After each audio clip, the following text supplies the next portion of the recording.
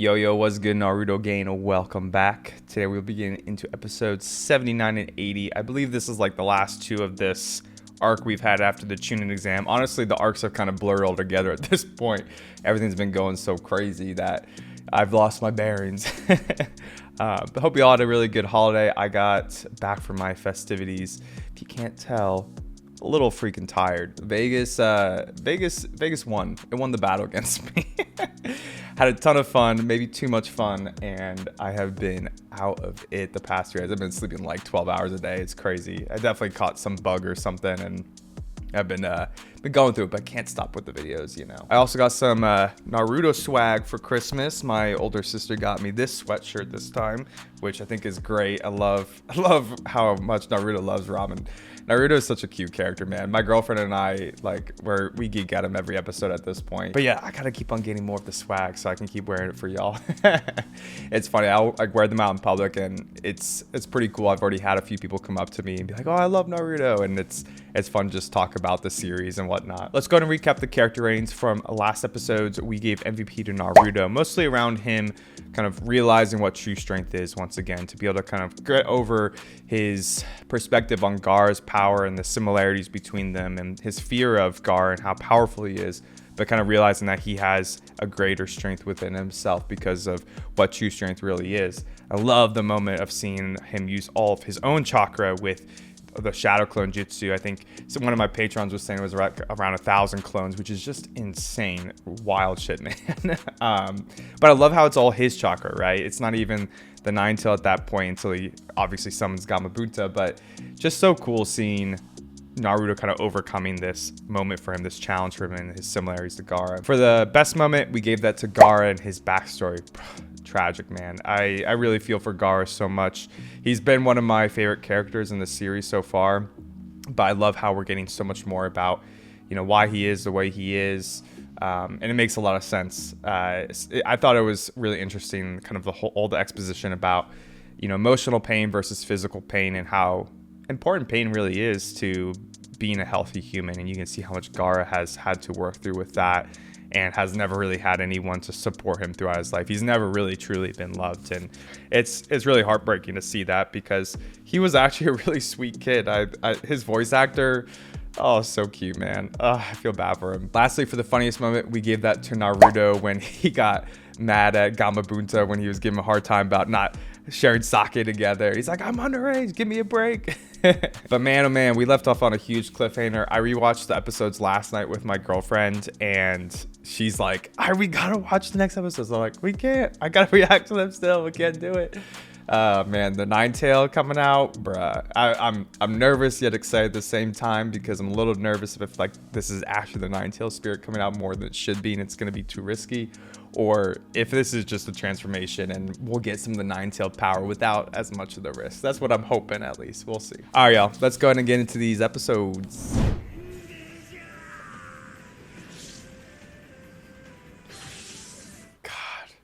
That frame was so dope, with it, like the arm coming out of the smoke, like the shot from below. Oh, dang, the eyes there too.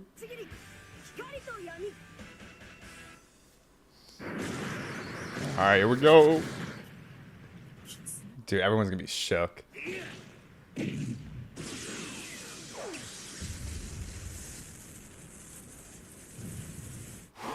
Holy crap. Oh, poor Sakura is still caught up.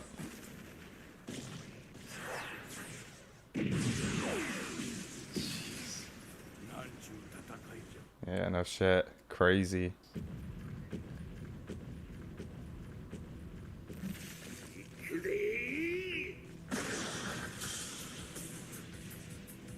Dang, dude. The Nine Tail is so cool looking.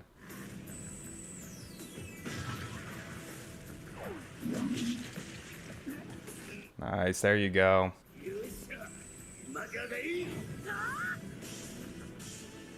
Oh wow, he transformed already.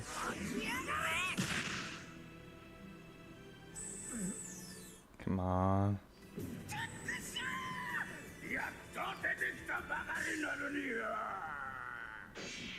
There we go. 気合を解いてもまだ押されるんか。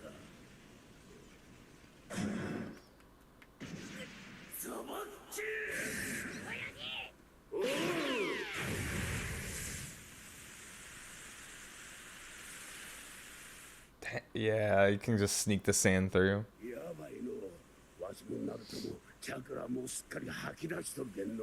Gotta use the nine tails.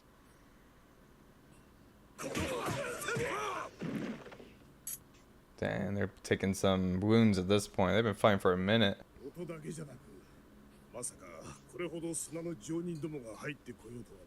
A lot of Jonin. I wonder if Kakashi and Guy were around for like the old wars that were happening before all the treaties. Damn, I forgot about this part too. Dude, everything's just been going crazy. This is what happens when I have to like wait like a week in between filming because of things going on. Just so much going on that I forgot about.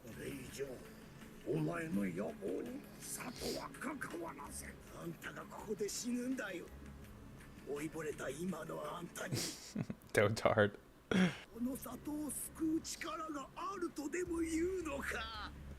He's underestimated his power, his true strength. Dude, their village is looking rough. Aww.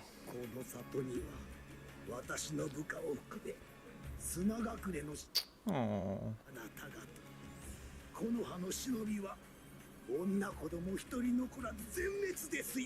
Jeez.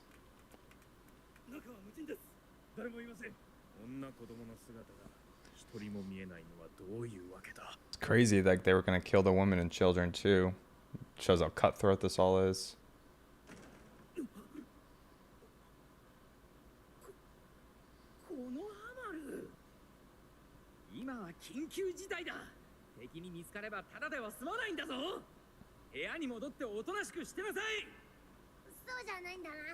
Iruka's not gonna fall for that.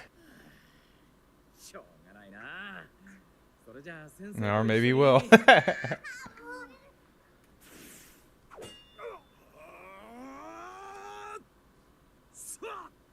Bring it on, guy. Come on.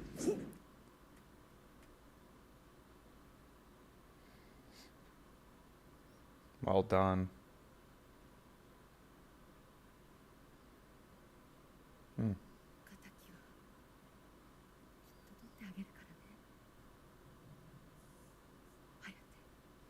Oh yeah, this was the the Anbu that saw Hayate's body a while ago.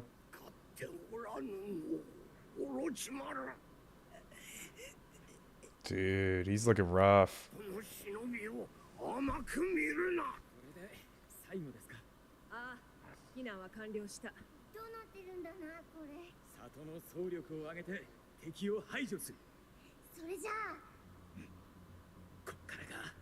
Nice. Let's go.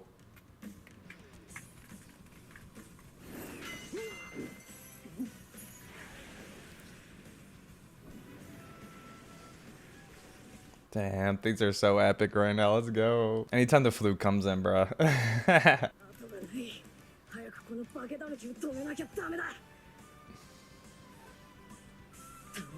Yep, get that chakra, man.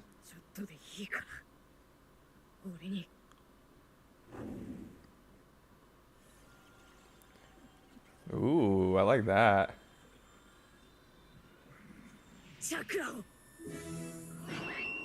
Dude, him getting the chakra from the Nine Tails is never gonna get old. It's just so dope. Look at that. Yeah, just a little bit. Oh, we got some of the Hyuga clan. They definitely have some unique kind of shinobi in the Leaf Village.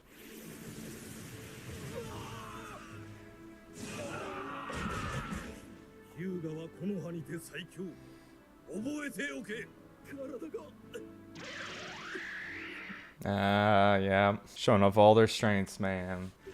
Shadow strength. Okay.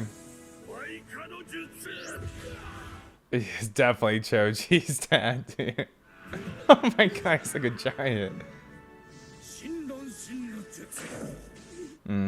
Okay. Looks like my theories were, well, at least as much as I can think, it's correct. Cool.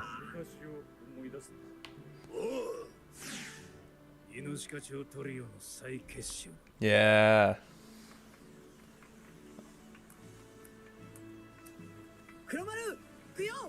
Oh, is this got more parents here, dude. It's cool.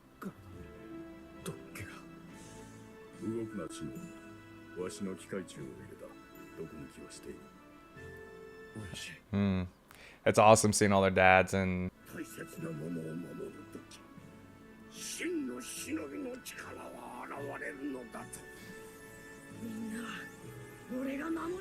dude, Naruto looks so badass. Idiot raccoon.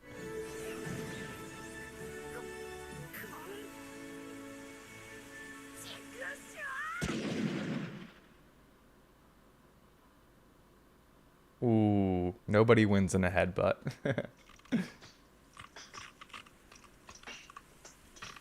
Except for maybe Naruto. He's hard-headed as fuck. Dude, let's go, Naruto.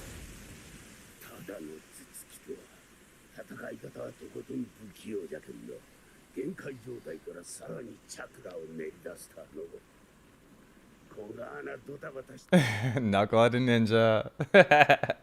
Hyperactive.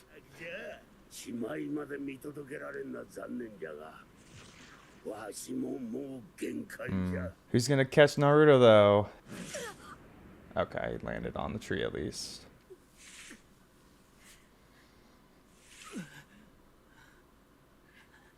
Ooh, that goes hard, bro. Love that.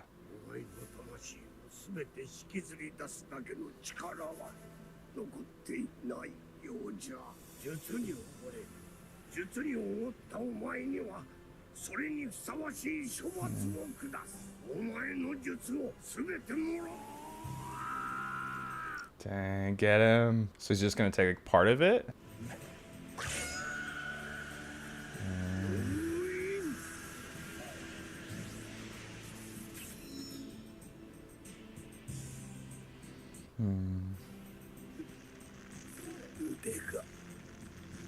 Interesting. Dang.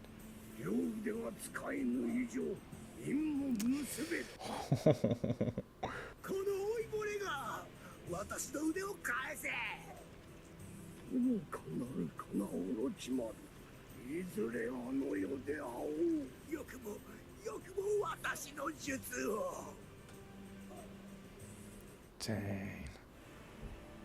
Oh, that must be so sad for him, dude.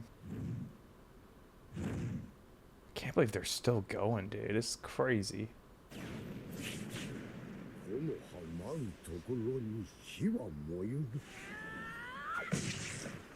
Let's go.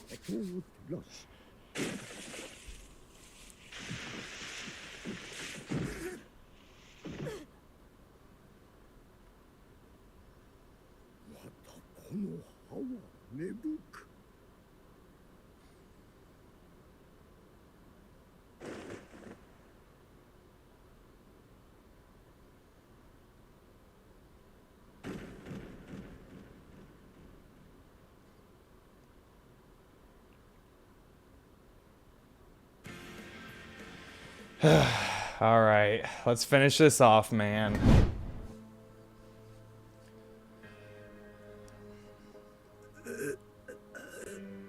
Damn, I can't believe he actually took his arms. Like, it makes me curious on what the future of Orochimaru is going to be as a villain. Like, is he going to... I mean, they didn't kill him off, so he's kind of obviously has a part to play, but still.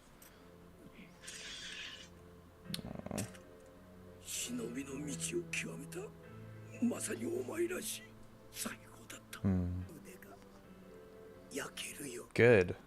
I hope it feels like that forever.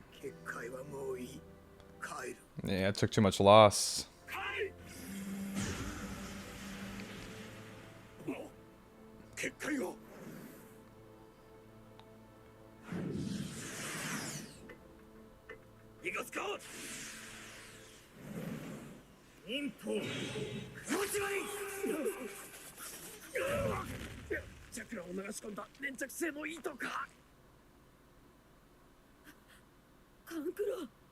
So he's alive.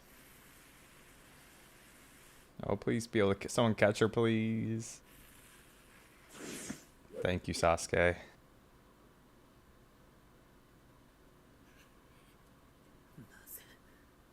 こいつはこれほどに強い。消えない。消えて I たま really らん hope that Gaara's gonna like kind of learn the message of what true strength is. That'd be a really good character arc for him to come full circle. あいつとは口聞くなっつったろ。行こうぜ。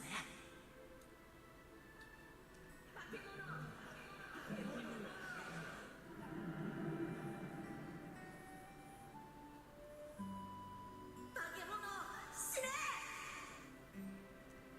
見るなって。どっか行け。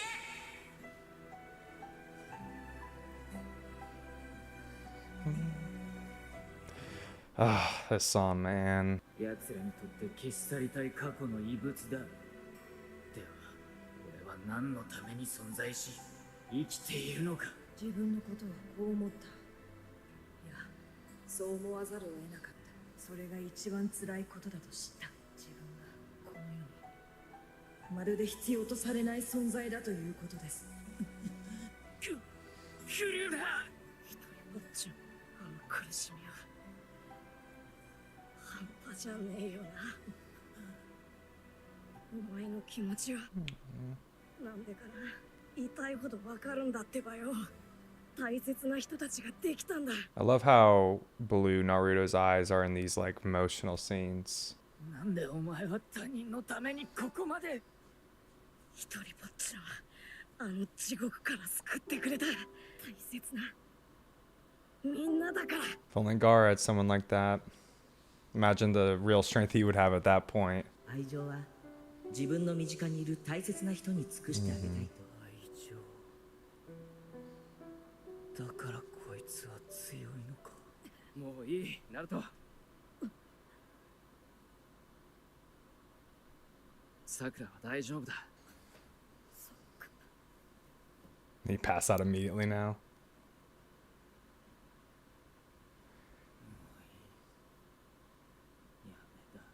ガーラ、分かったよ。 Is he gonna live through this? Interesting, man. I kind of thought he was gonna get killed off. I'm not gonna lie. I mean, the thought of Gaara being around in the story longer makes me happy, to be honest.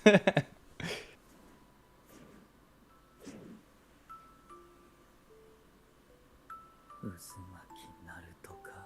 いつか俺にも手まり勘九郎、すまない。別にいいって。 Oh, man. This episode. This is tough, y'all.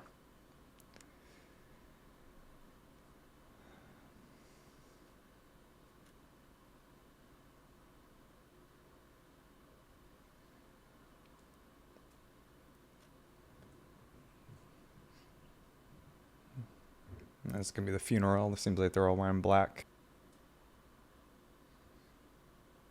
So who's about to be the fifth, man? That's what I want to know. What a way to go out, though, dude. So epic for the third Hokage.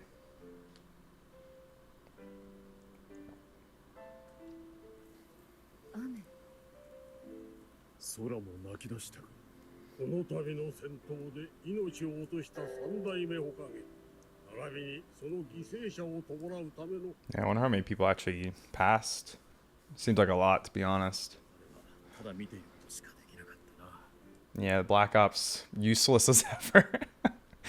I wonder if they're ever actually gonna be useful. I'm sure they will be, but so far they haven't done anything. なんでだってばよ。なんで火影のじいちゃんが死ななきゃいけねえんだ。 Dude, see, he's looking more and more like the fourth Hokage. Like, look at that. I'm curious. Poor Konohamaru, though. I'm not gonna lie, they all go hard in the black attire, though. 悲しみを隠して笑うのは簡単なことではないな。僕はそのエイロ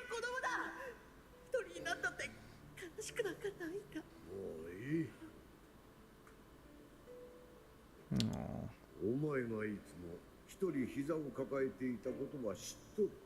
しかしお前は一人ではない。この葉隠れの忍びたちは皆火の意志を持っておる。 Will of Fire. I like that. この火の意志を持っておる限り、この里にいる者はすべて家族そのものなり得るかよ。お前は持っておるかのう。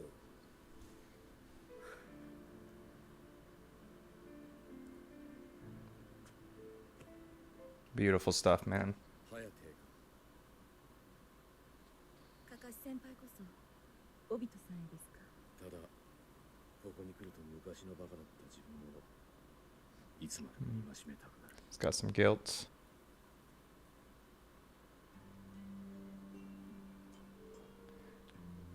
Get a little flashback.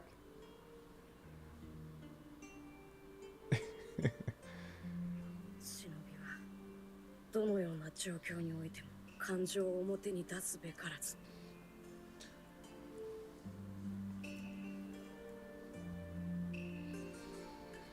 Man, the contrast. You can see how much the third Hokage impacted every single one of them. That's a true leader right there, man. The sexy jitsu in there. イルカ先生、なんで人は人のために命を懸けたりするのかな。人間が一人死ぬ。過去や今の生活、そしてその未来と一緒にな。死にゆく者にも夢や目指すものがある。誰にもそれと同じくらい大切なものがあるんだ。両親、兄弟。 Yeah, people outside of their own dreams and ambitions. そしてそのつながった糸は時を経るに従い太く強くなっていく。理屈じゃないのさ。その糸を持っちまったやつはそうしちまうんだ。 Yeah, no need to rationalize it. The strength's already there. The bond there.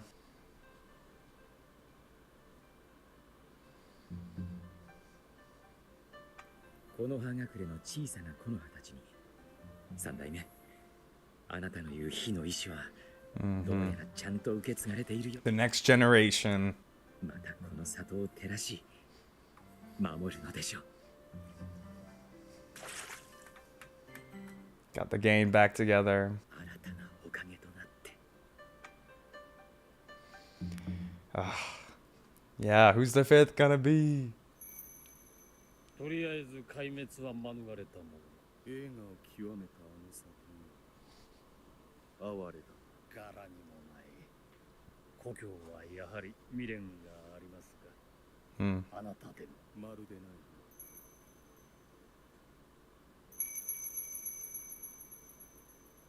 Is that Itachi, dude? No way. Ah, you're gonna leave me on that, bruh. Come on. Well, craziness, y'all. Craziness. Really, really good.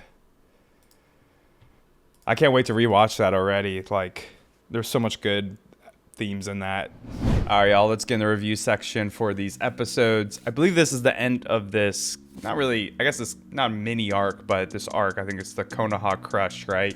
This whole implosion or explosion that we've had of this buildup that we had during the Chunin exams, man. Really, really good. Honestly, I didn't expect it to go down this way with Naruto and Gaara specifically. You know, I really thought that Gaara was going to end up getting killed by the end of this.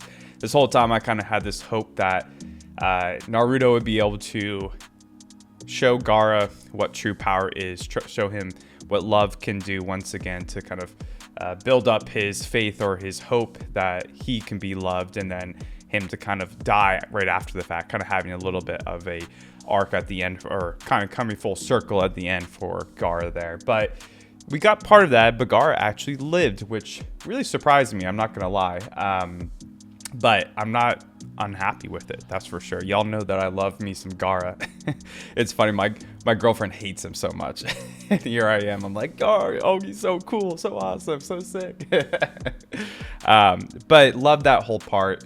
Yeah, we'll get in that a little bit more, obviously, when the character is going to go into Gaara. But outside of that, really loved seeing all the different shinobi of the Leaf Village come together in these episodes, seeing them all fight for what the Hokage has been talking about this whole time. You know, this kind of reminds me going back to when they're discussing kind of what the Sound Village is up to, right? After Hayate died and they discovered his body. And the third Hokage said that he trusts all the people below him, all the shinobi below him.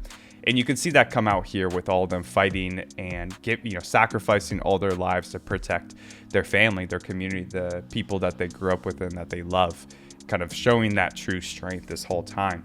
We get to see Choji's father and Shikamaru's father, I believe Ino's father. I think we pretty much get confirmation that's all theirs. They all have powers that are very similar to their kids, but just on another level. I thought the Shadow Strangle Jutsu was really cool. Like, I'm assuming Shikamaru will be able to do that someday. That seems really strong. Choji's dad does the expansion jutsu, but he's a freaking giant. I'm sure Choji will get to that point.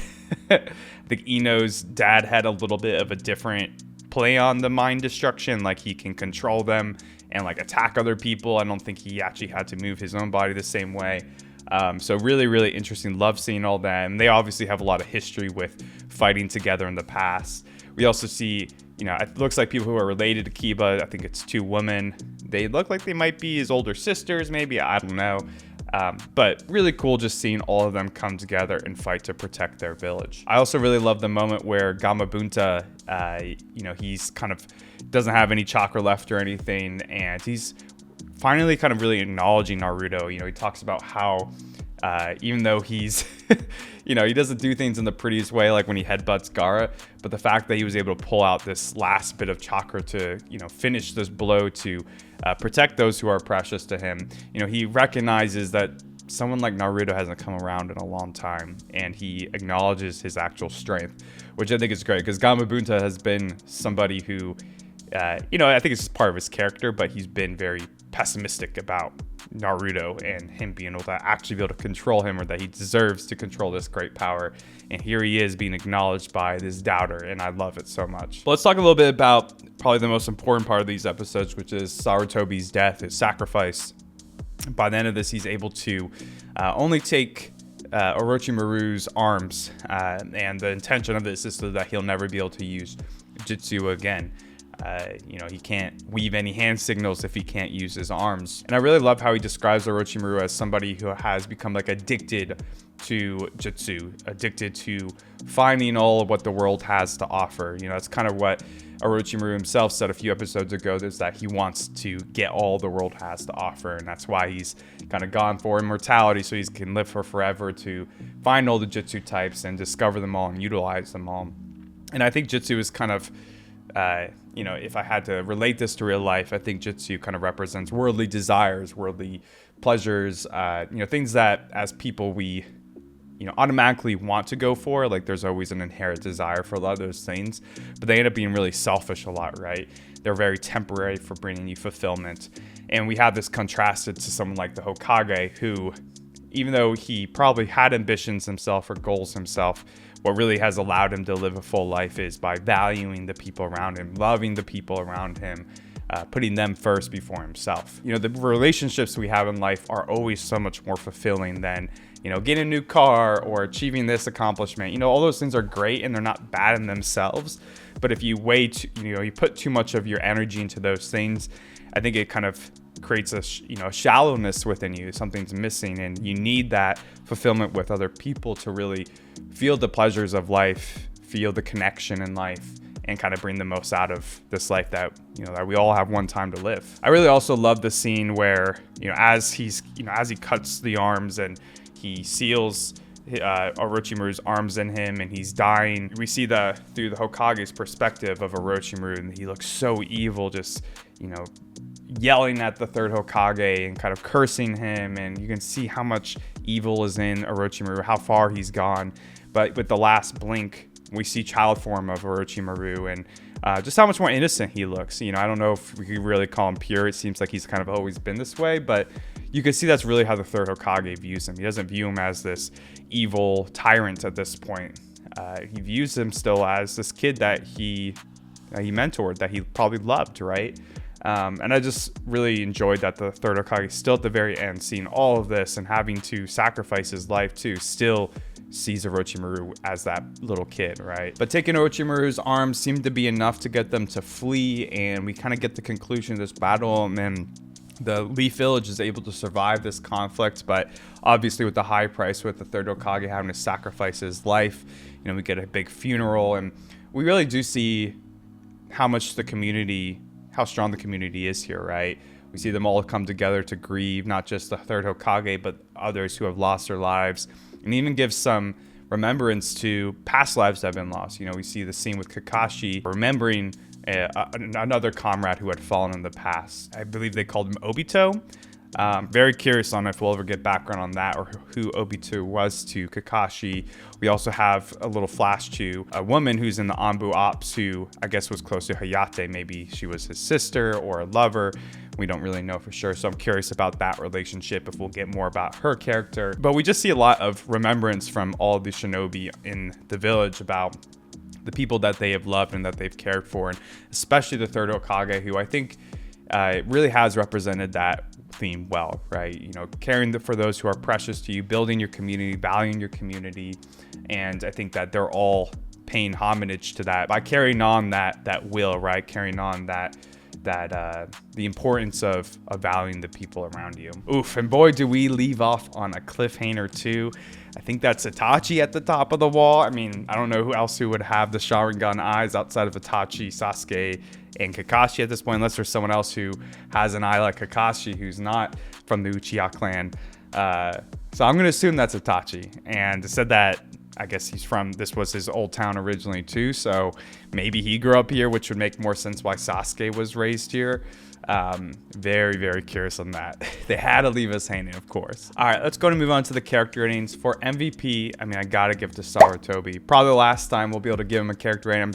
I'm hoping that we'll see flashbacks to him more later in the story, but one, you gotta give it to him for his ultimate sacrifice at the end there, but even more so, I think, and we were talking about this a little bit earlier, but I think his character really is a great representation of the importance of protecting those who are precious to you, protecting your community, valuing your community.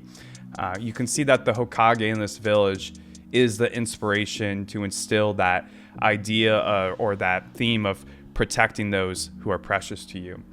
You see that in his faith and his trust to all the shinobi underneath him this whole time, kind of once again going back to Hayate's death and how he wasn't nonchalant about it, but you could tell that he was putting his faith in his subordinates and the people underneath him because they're family. He knew that he could trust them to bring out their true power to protect those who they love as well. And I think it's something to be said about the people we put into leadership positions, right? They need to earn their way to get there. And it shouldn't be for themselves, but it should be for the community or organization as a whole. It should be about, hey, I want to see this community organization be the best it can be by loving and protecting and providing for those around me, underneath me. And they should have to do that all the way up until we're at that point, because then they'll have those true great morals to lead under as well, and to inspire the people underneath them and to grow future leaders. And I think that's a huge point in this last episode, is that the Hokage and all the Jonins and everything have kind of inspired or instilled this belief into the next generation with Naruto, Sasuke, Sakura, etc. You can see they have that will of fire, as they talked about, and that it's going to breed another generation that has true strength in it. For the best moment, I'm going to give it to Gaara, man. I'm going to give it to Gaara when he apologizes to Kankuro and Temari. Although it wasn't exactly what I expected with Gaara's character, it was kind of the circle that I wanted, right? Seeing Gaara once again see what the power that love can bring, right? Gaara's been forced to really only rely on himself all these years, and after really sacrificing love of humanity to survive, we see someone like Naruto, who is so similar to him, really show Gaara on what true strength is. It directly challenges Gaara's philosophy or ideology about himself and what power really means. And you can see quickly that he already has learned from this by apologizing to his siblings here, something that Gaara would never do. He would never even acknowledge them as really people or siblings at the very least, right? So I love to see that, and I'm super interested on Gaara's future as a character. Are we going to get more of him? Is he going to continue to be an antagonist in this plot line? Is he going to become an ally as he has learned this lesson? how long it's going to take for him. I'm very, very interested in where his character is going to go from here. And as a Gaara fan, I'm really happy that we're going to get more of him. Lastly, for the funniest moment, absolutely no funny moments in these episodes. Definitely more of a somber episode or set of episodes here. So we'll go ahead and skip this one. All right, y'all. I think I'll do for these episodes in review. Man, wrapping up. We're speeding up through Naruto quickly already. 80 episodes in is pretty wild to think about. It feels like yesterday that we just started this. So really excited for the next arc. I don't know, y'all. I don't know. I'm nervous. I'm nervous where it's going to go from here, though. We don't got a Hokage. Who's going to be the next Hokage? Who's going to fill in that gap before Naruto can get to that point, you know? But yeah, let me know what y'all thought about this one in the comments down below. Appreciate y'all being here to watch, and I'll catch y'all next time. Peace.